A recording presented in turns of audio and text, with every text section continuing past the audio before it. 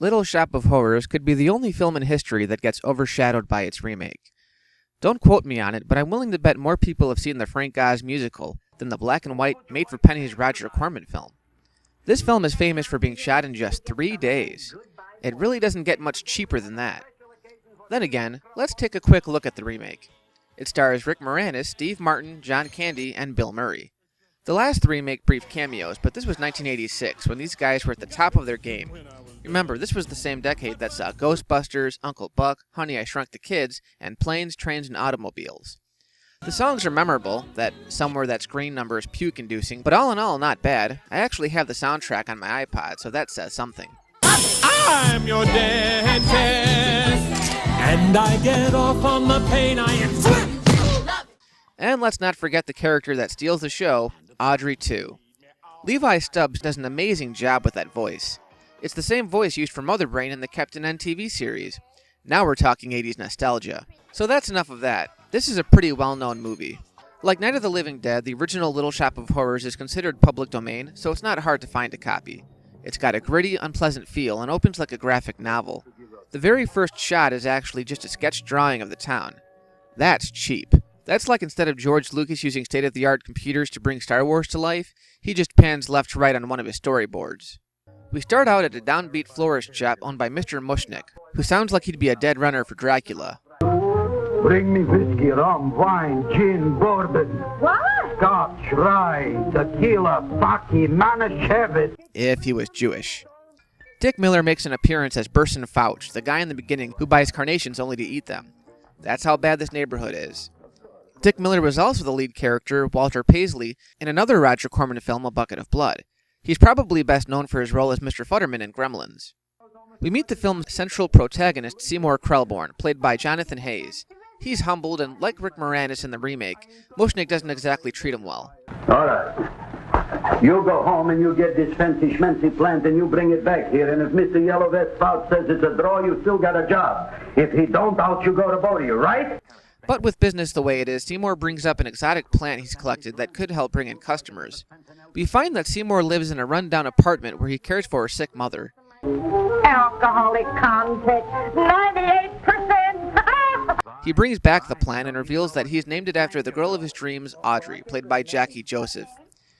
What? You gave it a dirty name? You can't even mention it? Well, I named it Audrey Jr. You named it after me. Oh, really? That's the most exciting thing anyone's ever done to me. See any similarities between her and Ellen Green? Left alone to care for the wilting Audrey Jr., Seymour finds out pretty abruptly that it only eats blood. The plant starts to draw in customers, and gradually it gets bigger.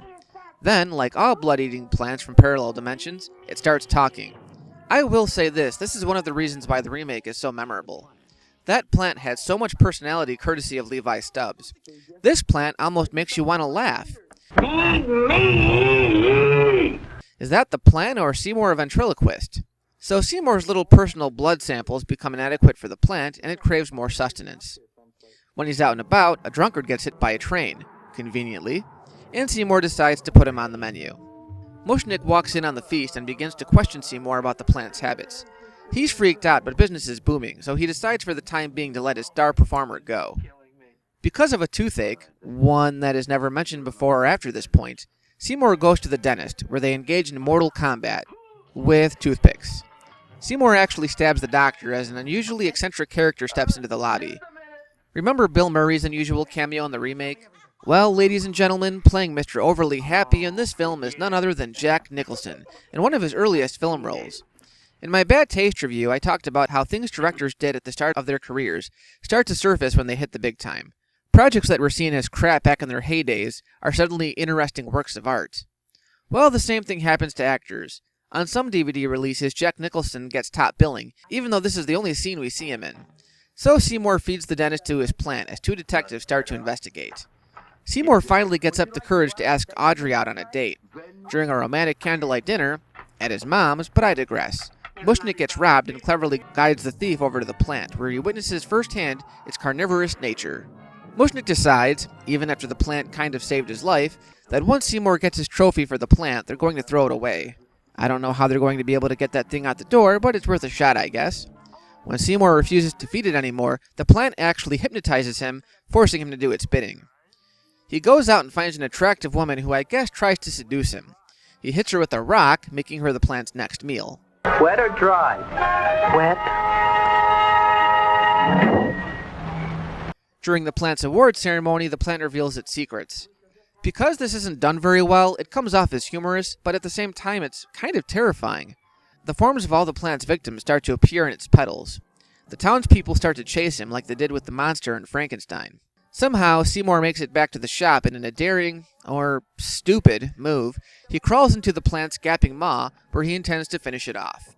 But seriously, this is like putting your head in an alligator's mouth to try and fight it off. And in a pretty funny yet altogether depressing climax, he gets eaten. I didn't mean it.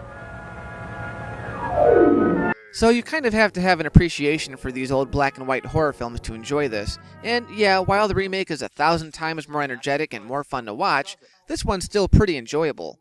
The characters are there, and it's got some really funny scenes.